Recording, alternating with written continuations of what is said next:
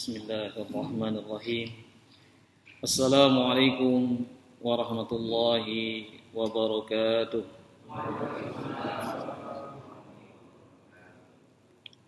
Alhamdulillahi rabbil alamin. Alhamdulillahilladzi anzala as-sakinata fi qulubil mu'minin liyazdadu imanan ma'a imanihim walillahi junudus samawati wal ard wa kana Allahu aliman hakim. Asyhadu an la ilaha illallah wahdahu la syarika lah wa asyhadu anna Muhammadan abduhu wa rasuluh. Allahumma salli wa sallim wa barik ala abdika wa rasulika Muhammad wa ala alihi wa sahbihi ajma'in. Amma ba'du, faya ibadallah, usikum wa iyaya bitaqwallah wa qad fazal muttaqun. Bapak dan Ibu jamaah salat subuh yang dirahmati Allah Subhanahu wa taala. Kita lanjutkan kembali kajian pada kitab Mabahith fi Ulumil Quran, karya dari Syekh Dr. Manna Khalil Qattan. Pada pertemuan yang lalu kita membahas tentang al-wahyu, makna wahyu, demikian juga macam-macamnya, dan tata cara wahyu disampaikan kepada para malaikat. Demikian juga malaikat menyampaikan kepada Nabi Muhammad SAW. Pagi hari ini insyaallah kita akan memasuki materi yang baru, yaitu Mumayyizatul Makki wal Madani. Apa ciri-ciri dari ayat-ayat Makkiyah, demikian juga ayat-ayat Madaniyah. Pengetahuan atau pengertian tentang Makkiyah dan Madaniyah ini, ada yang melihat tentang tempat turunnya, ada juga yang melihat tentang isi atau konten daripada ayat-ayat Makkiyah dan Madaniyah, ada juga yang mengambil secara universal bahwasanya ayat-ayat Makkiyah atau surah-surah Makkiyah itu adalah diturunkan sebelum Nabi Muhammad SAW hijrah. Sedangkan ayat-ayat Madaniyah, yaitu ayat-ayat atau surah-surah yang diturunkan setelah Nabi Muhammad SAW hijrah. Dan ini yang banyak dikaji oleh para ulama-ulama, kemudian nanti baru diperinci. Nah, tentang ciri-cirinya disebutkan di sini dalam kitab ini, yaitu kullu suratin fiha sajdatun fahiya makkiyah. Di semua surat yang di situ ada ayat sajadah, maka termasuk Makkiyah. Contohnya apa?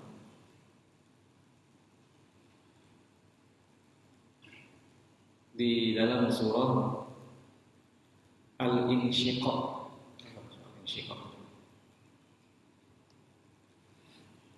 pada ayat-ayat terakhir di situ Allah Subhanahu wa taala berfirman, ada yang hafal surah Al-Insyiqaq? Termasuk golongan surah-surah yang terdapat di dalam juz amma. Dalam juz amma, pada ayat yang terakhir di situ disebutkan, di sini ada ayat sajadah. A'udzubillahi minasyaitonir rajim. وَإِذَا قُرِئَ عَلَيْهِمُ الْقُرْآنُ لَا يَسْجُدُونَ Tapi jarang kita temukan imam ketika membaca ini di sini sujud. Ini termasuk ayat sajadah. Demikian juga di dalam surah Alif Lam Mim sajadah. Innama yu'minu bi ayatina alladziina idza dzukiru biha kharru sujjadan wa sabbahu bihamdi rabbihim wa hum la yastakbirun. Ini biasanya dibaca pada hari Jumat subuh pada rakaat pertama. Begitu sampai kepada ayat tersebut, maka imamnya mengucapkan Allahu Akbar, kemudian sujud sajadah wajhiya lillazi wa syaqqa samahu wa basarahu bi haulihi wa quwwatihi. Ada yang menambah fatabarakallahu ahsanul khaliqin. Mungkin di sini sudah dipraktekkan. Tetapi dengan catatan surahnya dibaca penuh. Karena nanti pada rakaat kedua membaca hal ata 'alal insani hinun minad dahri lam yakun syai'an madhkura, yaitu surah Al-Insan. Ini Nabi SAW sering membaca ayat ini pada saat sholat subuh rakaat yang pertama, Alif Lam Mim sajadah. Kemudian ciri yang berikutnya adalah kullu suratin fiha lafdhu kalla fahiya makkiyah wa lam tarid illa fil nisfil akhir min al-Quran. Jadi setiap surah yang ada lafaz kalla sawfa ta'lamun summa kalla sawfa ta'lamun di dalam surah Al-Takatsur, kalla saya'lamun summa kalla saya'lamun. Ini dalam surah An-Naba. Kalla innaha tadhkirah faman syaa'a dzakara fi suhufin mukarramah di dalam surah Abasa. Jadi itu merupakan bentuk penegasan. Ini bentuk penegasan karena ini diperlukan pengulang-ulangan, karena ini adalah di awal-awal dakwah, di awal-awal turunnya Al-Quran, yaitu ketika Rasulullah berdakwah di Mekah. Walam tarid illa fil nisfi al-akhir min al-Quran. Jadi dari awal kita baca Al-Quran, kita tidak menemukan kata kalla ini, akan tapi kita temukan di setengah akhir daripada Al-Quran. Jadi kita mulai masuk kepada surah-surah yang pendek, baru kita jumpai kata kalla.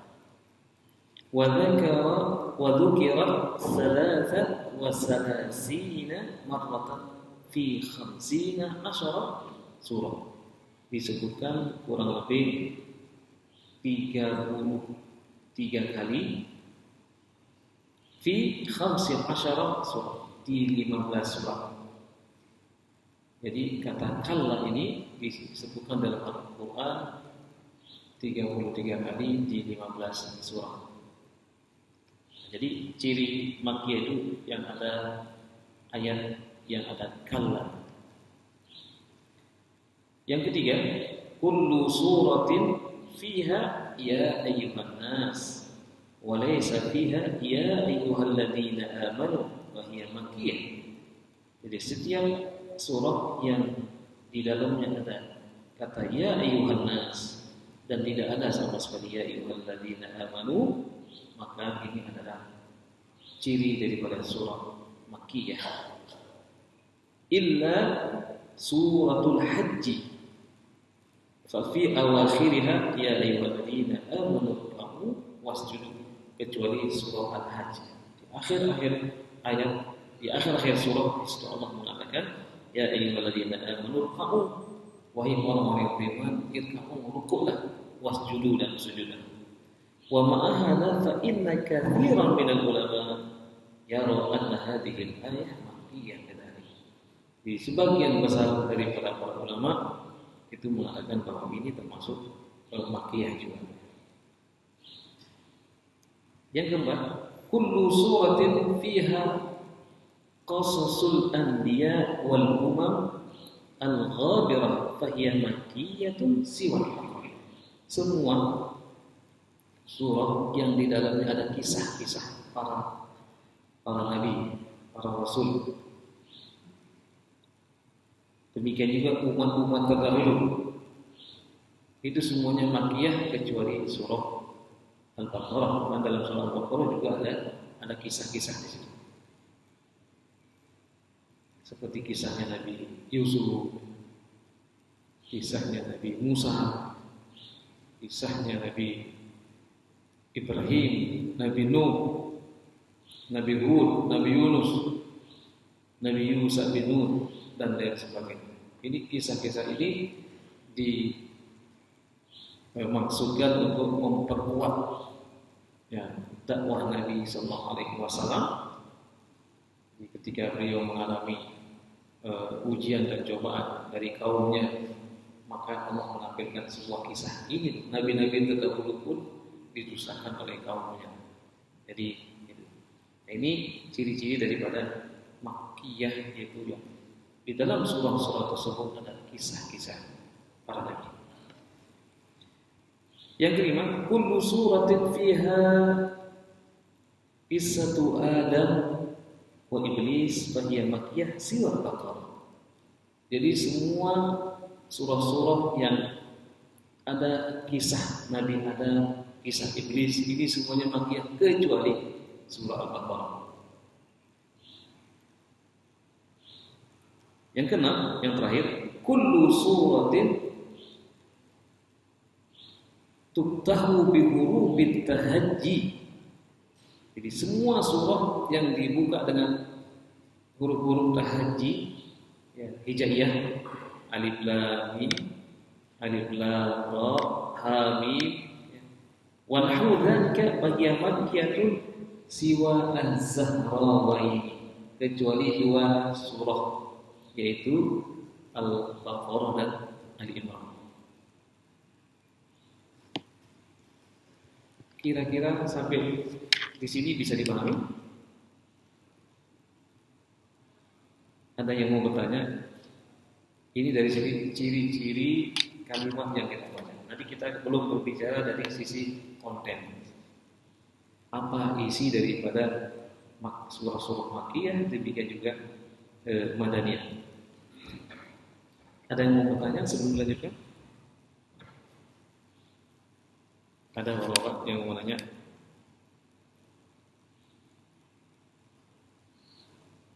Belum ada? Belum ada ya. Yang berikutnya sekarang adalah yang mana hada min nahiyati ad-dawabit. Ini tentang ciri-ciri kalau kita membaca, oh ini langsung kita bisa mengetahui ini, oh ini ciri surah makkiyah, oh ini ciri surah madaniyah.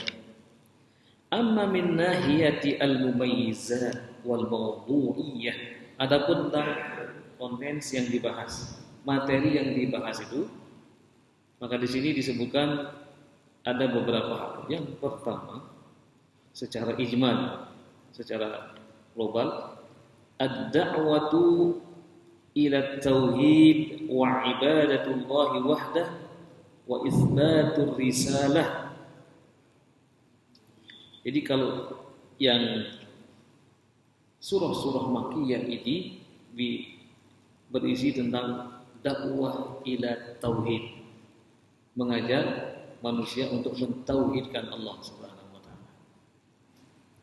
Sehingga ini yang pertama kali disampaikan kepada penduduk Mekah. Bismillahirrahmanirrahim. Iqra bismi rabbikal ladzi khalaq. Di sini Allah Subhanahu wa taala ingin mengenalkan dirinya. Iqra, bacalah. Bismi rabbik, dengan nama Rabbmu.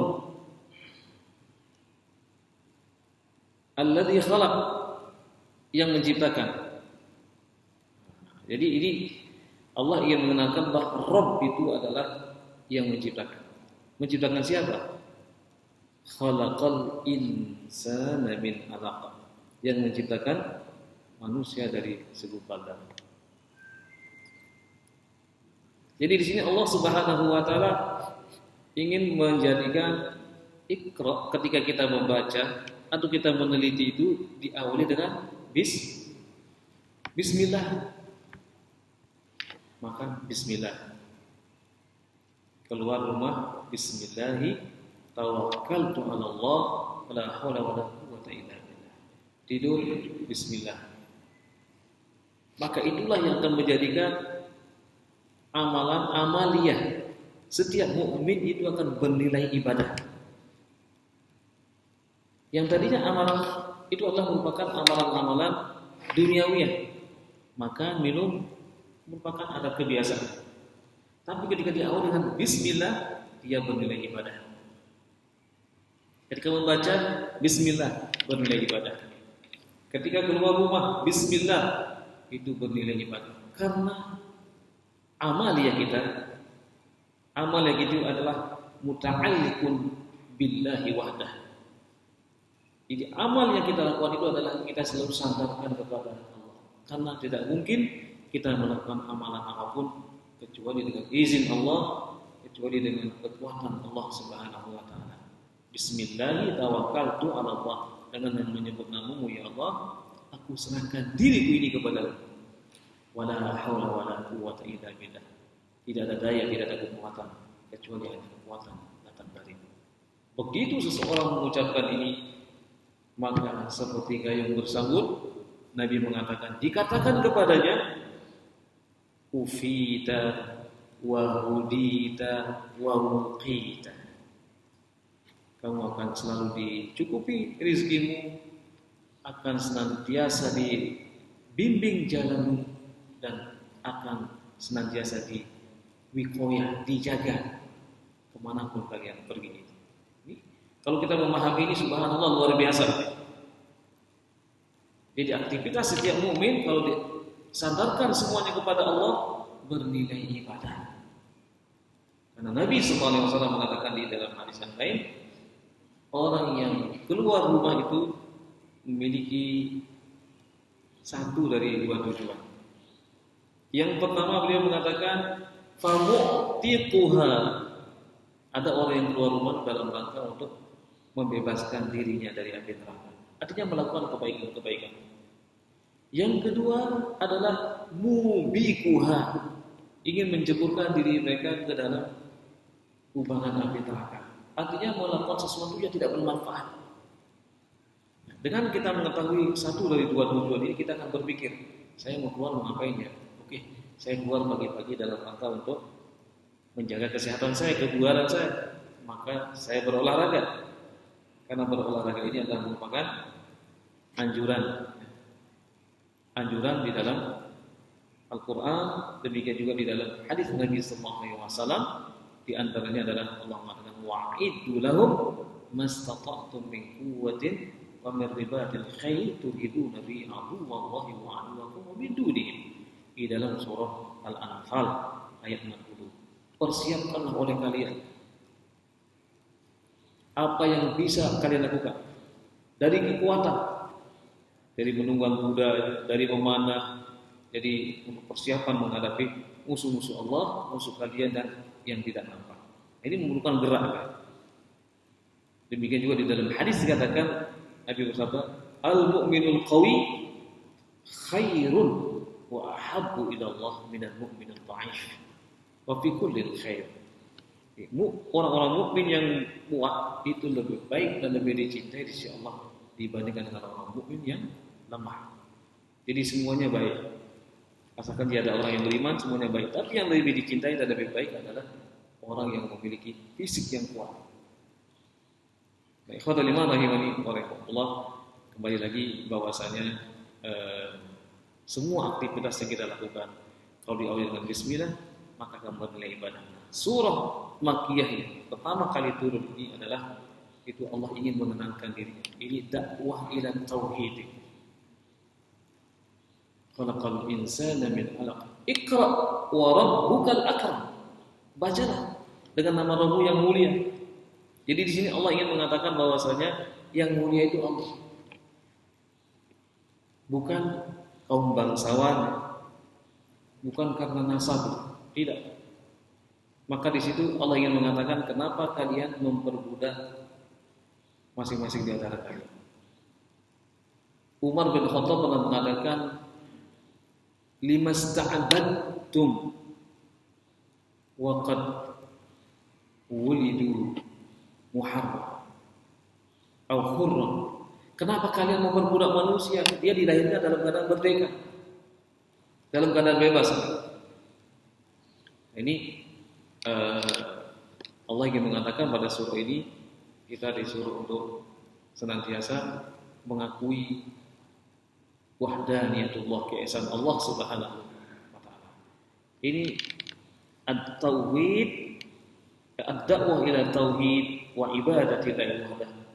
Ini konten isi daripada surah Makkiyah. Yang berikutnya wa isbatur risalah. Isbat menetapkan, mengakui, mengokohkan tentang risalah Nabi Muhammad SAW. Ada syahadatul tauhid, yaitu asyhadu an la ilaha illallah, wa syahadatul risalah, yaitu syahadat risalah, menetapkan bahwa Nabi Muhammad SAW adalah memang utusan Allah, pesuruh Allah untuk menyampaikan apa yang diinginkan oleh Allah Subhanahu wa taala, yaitu untuk bagaimana manusia semuanya menyembah Allah, bukan menyembah yang lain. Yang berikutnya adalah wa isdatul ba'thi wal jaza. Isi daripada surah Makkiyah ini kebanyakan menjelaskan tentang nanti akan ada kehidupan baru, hari berbangkit, hari al-ba'ts, dan juga nanti ada balasan daripada amal yang kita lakukan. Nah, ini kita dapati dalam surah-surah Makkiyah. Dan untuk memahamkan ini perlu waktu. Berapa tahun? 13 tahun. Supaya orang itu paham bahwa hidup yang hakiki itu nanti di sana di akhirat, bukan sekarang. Sekarang ini adalah tempat, dunia ini adalah maqarrul amal wal ibtila wal imtihan wal fitnah. Tempat kita beramal, tempat ujian, tempat fitnah, tempat sembah gurau gitu. Dan tempat kita sesungguhnya adalah di alam akhirat nanti. Oleh karena itu, fisik kita ini nanti akan kembali ke yang jasad kita ini adalah akan lenyap ke tanah. Jadi tulang-tulang ini akan hancur semua. Sementara roh kita itulah yang kekal, diangkat oleh Allah Subhanahu wa taala, disimpan di illiyin bagi mereka-mereka yang memiliki amal yang baik, dan sijji bagi mereka-mereka yang kafir, munafik, fasik. Nah, nanti pada akhirnya Allah Subhanahu wa taala akan mengganti fisik kita dengan fisik yang baru. Kata Rasulullah bahwasanya kalian nanti akan dibangkitkan seperti nenek moyang kalian Nabi Adam alaihissalam, yang memiliki fisik 29, sekian meter. Berarti tinggi ya. Nah, tinggi. Karena banyak orang-orang yang sekarang ini hanya memperhatikan dari sisi fisik. Wah, selalu dia menjaga fisiknya supaya tetap kelihatan menarik gitu ya. Bahkan mohon maaf ini ibu-ibu yang baru melahirkan gak mau menyusui anaknya gitu. Bukan ibu-ibu yang di sini, yang di sana. Langsung disusui oleh siapa? Sapi ya. Langsung ya. Nanti diberikan susu kaleng sapi gitu. Gak mau. Jadi dia ingin tetap menjaga kebugaran biar kelihatan menarik gitu ya. Ya padahal fisik itu nanti akan hancur. Bukan berarti tidak penting. Kita tadi penting menjaga fisik ini, tapi itu bukan sesuatu yang utama. Oleh karena itu Rasulullah dalam sabdanya mengatakan, Innallaha la yanzuru ila suwarikum wa ila ajsamikum. Allah tidak akan melihat bentuk fisik kalian, bentuk badan kalian. Walakin Allah yanzuru ila qulubikum wa amalikum. Allah hanya melihat hati dan amal-amal kalian. Nah, ini untuk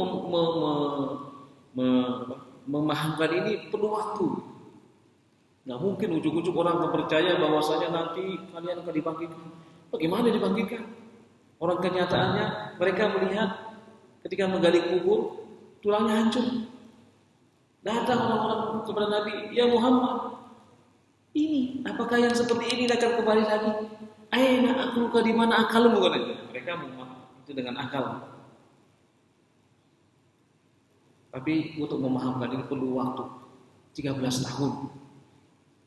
Sehingga ketika sudah matang tauhid ini, mereka sudah meyakini bahwa hunaka hayatun abadiyatun hayawiyatun wa hiya fil akhirah.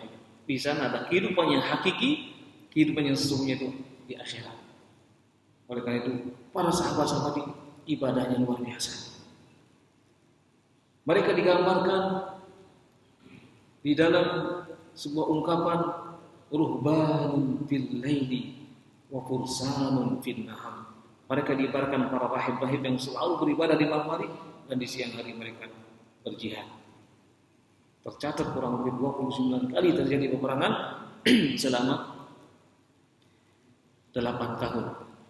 2 tahun baru Nabi berada di Madinah 2 tahun, kemudian barulah keluar syariat jihad, syariat puasa ya. Dan masih ada 8 tahun lagi, maka di situ terjadi peperangan kurang lebih selama 29 hari. Mohon maaf, selama 29 kali. Jadi dengan peperangan ini mereka memiliki semangat luar biasa. Apa yang mereka cari? Ihdal husnayaini, salah satu dari 2 kebaikan, imma an ya'ishu mukarramin atau ya'isha kariman atau yamutu syahidan.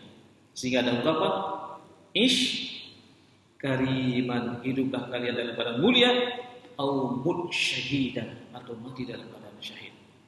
Mereka semangat. Bahkan tercatat di dalam perang Uhud, mereka mengatakan, ya Rasulullah, laqad syamamtu raihatal jannah wa ra'ahadal Uhud. Ya Rasulullah, aku telah mencium bau surga di belakang bukit Uhud ini. Subhanallah, mereka semangatnya luar biasa untuk mengejar kehidupan akhirat. Sehingga tercatat seorang yang memiliki paras yang tampan, yaitu Mus'ab bin Umair, belum sempat menikmati di dunia. Dia diutus ke Madinah, seorang pemuda yang ganteng, tutur katanya luar biasa. Banyak orang-orang yang masuk Islam, suku Haus dan Hazraj itu masuk Islam di tangannya Mus'ab bin Umair. Kemudian pada saat perang Uhud, beliau meninggal dunia, tangan kanannya terpotong, tangan kirinya terpotong. Ya, kemudian beliau ditebas. Kemudian setelah itu, ketika dikuburkan mayat-mayat itu, ternyata beliau tidak ditemukan ada kafannya, sehingga bagian bawah, bagian atas ditutupi dengan kain, kemudian bagian bawahnya ditutupi dengan syajaratul idkhir, dengan daun-daun supaya tidak kelihatan mayat. Ini seorang yang tadinya kaya raya di Mekah, seorang pemuda yang kalau dia berjalan itu di kejauhan itu sudah tercium bau harumnya. Tapi beliau rela meninggalkan itu semua. Dunia ini ditinggalkan semua demi untuk mengejar akhirat. Ini mungkin jadi masukan kepada Nabi bahwa nanti ada 7 golongan yang akan mendapatkan naungan. Salah satunya adalah pemuda yang tumbuh dan berkembang di jalan Allah Subhanahu wa taala. Demikian juga seorang yang selalu hatinya terpaut dengan masjid. Itu untuk memahamkan di situ ada kehidupan akhirat itu tidak mudah. Jadi Rasulullah mendapatkan tantangan yang luar biasa sekali. Di dalam surah Al-Waqiah misalnya, apakah kita akan dibangkitkan lagi? Orang kita sudah jadi tulang belulang. Di ayat yang lain juga begitu. Ini memerlukan waktu. Nah, ini ciri-ciri surah Makkiyah, yaitu untuk memahamkan anna hunaka hayatun abadiyatun, bahwa di sana ada kehidupan yang abadi, yaitu di surga. Kalau dia adalah orang-orang yang beriman dan bertakwa, dan di neraka mereka pun akan abadi kekal kalau mereka orang-orang yang musyrik yang menyekutukan Allah Subhanahu wa taala. Dengan ini mereka semangat semuanya ya.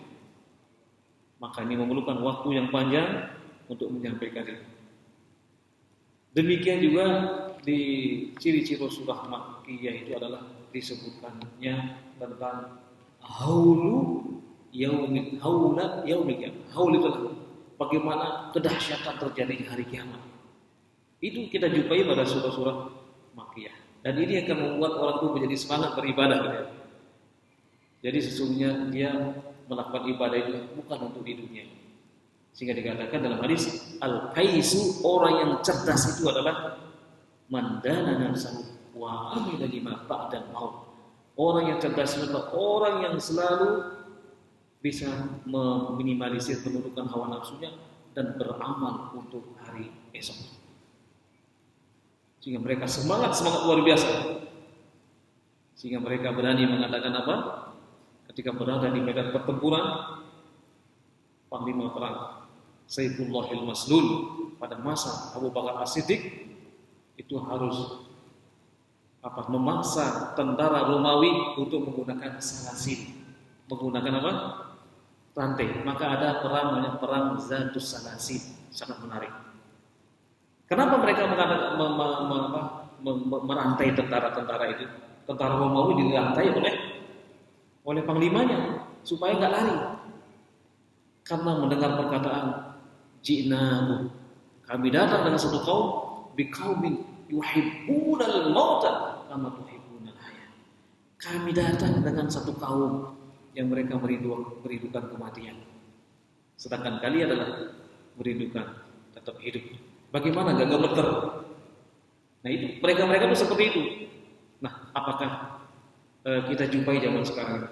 Ya, saudara-saudara kita sekarang sedang berjuang di sana, sedang berjuang di Gaza, di Palestina. Mereka yang berada di garda terdepan para penghafal Al-Quran, mereka sudah siap menjual nyawa-nyawa mereka kepada Allah Subhanahu wa taala. Ya, kita doakan mereka semoga Allah Subhanahu wa taala menjaga mereka, memberikan kekuatan, keistiqomahan. Sekali lagi, mereka semuanya adalah ingin mendapatkan salah satu dari dua kebaikan. Imam mereka hidup dalam keadaan mulia ataupun mereka syahid di jalan Allah Subhanahu wa taala. Tapi mungkin ini sekilas saya akan sampaikan pagi hari ini tentang ulumul Quran. Ini masih banyak lagi tentang konten ataupun isi yang Allah Subhanahu wa taala tampilkan untuk surah-surah Makkiyah, dan mudah-mudahan ini akan memberikan semangat kepada kita semua bahwa hidup kita yang hakiki bukan di sini, tapi hidup kita hakiki adalah di akhirat. Wa inna daral akhirah lahiyal hayawan. Di dalam surah Al-Ankabut bahwa sesungguhnya kehidupan yang hakiki itu adalah di akhirat kelak nanti. Mungkin ada yang mau bertanya dengan apa yang kita sampaikan pagi hari ini? Ya.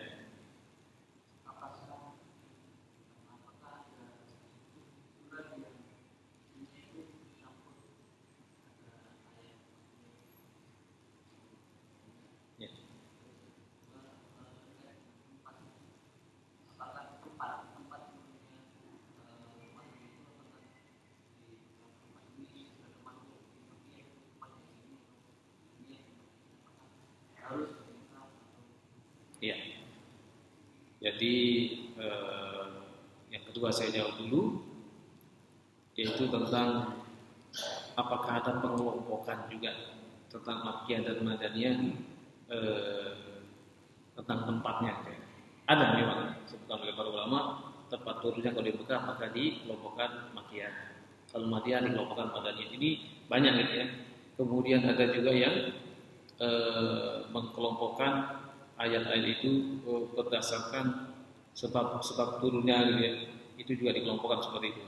Tapi tadi kita bahas secara global bahwasanya Makkiyah itu adalah surah-surah atau ayat-ayat yang turun sebelum Nabi hijrah. Kemudian setelah Nabi hijrah disebut dengan Madaniyah. Karena ya supaya bisa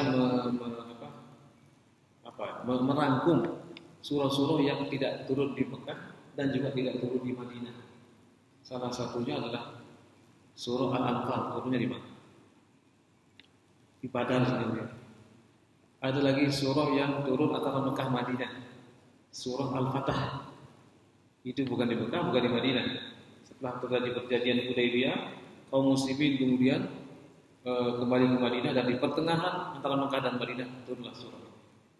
Ada lagi surah yang turun di Tabuk, dekat Yordan. Ketika terjadi perang Tabuk, selesai perang Tabuk, turun surah. Kita ambil secara global, jadi banyak berbeda-berbeda secara terperinci di dalam. Saya tidak membaca secara terperinci di kitab Mabahis fi Ulumil Quran. Jadi saya ambil yang mudah, insyaallah bisa mudah dipahami gitu ya. Kemudian yang pertama tadi lupa saya. Ya, ada surah yang ini disebut Makkiyah Madaniyah itu ada. Ya. Nanti juga insyaallah kita akan jelaskan. Tapi ini secara global. Jadi apa yang kita sampaikan ini mudah-mudahan ini menjadi ilmu kita pagi hari ini.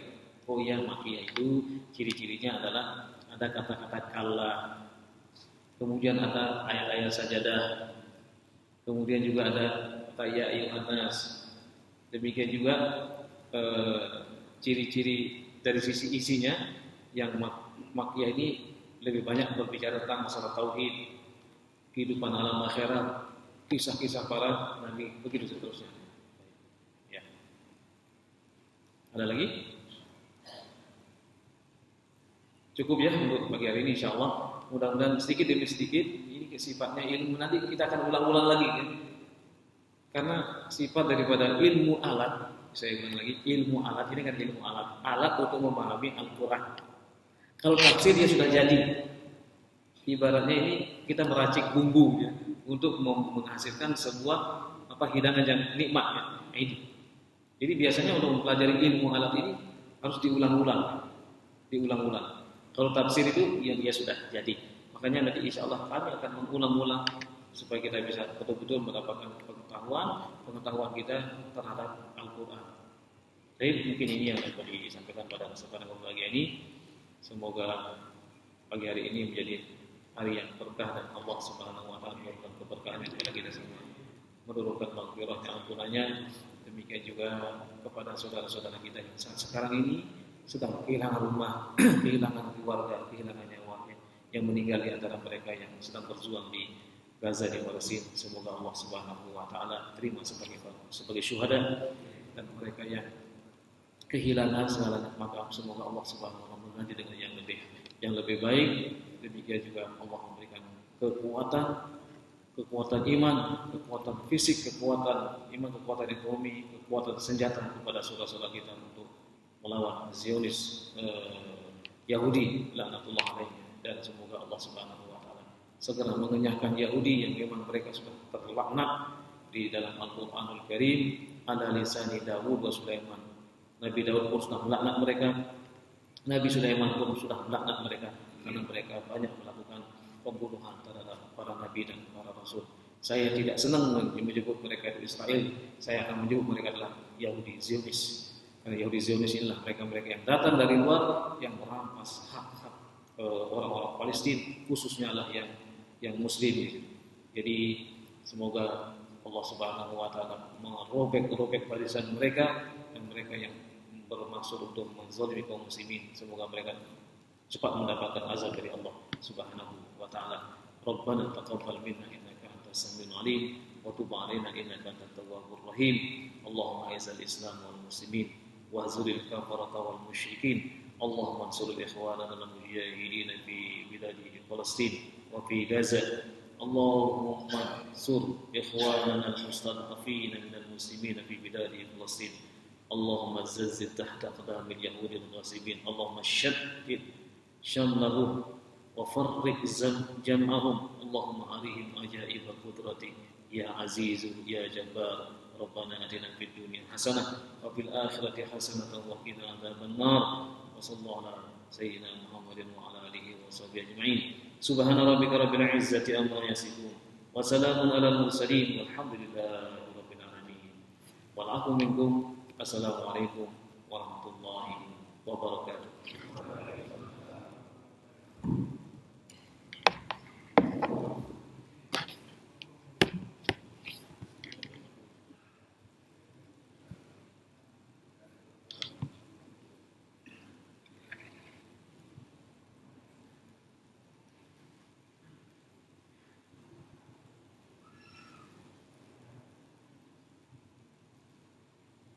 Ini belum suruh.